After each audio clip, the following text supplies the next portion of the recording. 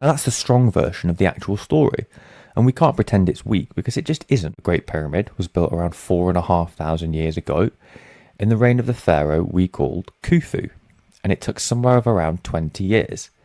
It was built by a large, organised, well-fed and paid workforce, not slaves, but workers. In 2013, an archaeologist named Pierre Tallet found something on the Red Sea coast at a site called Wadi al-Jarf.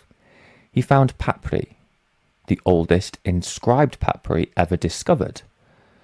And one set of these is a logbook kept by a middle-ranking official named Mer. He was writing his own rota, and his rota describes his team moving white limestone by boat from the quarries at Tura up to Giza to clad the pyramids. It even mentions the year 27 of the king's reign. Now that is about as close to a receipt as ancient history will ever give you.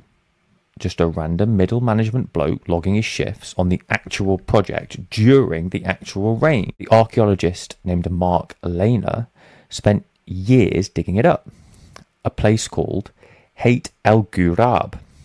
And what he found was bakeries, breweries, an enormous amount of cattle bones, the good cuts of beef, showing evidence that the workforce was housed and fed pretty well as being rotated in and out. The picture you might have in your head, and I definitely did for some time, is whip slaves dragging stone.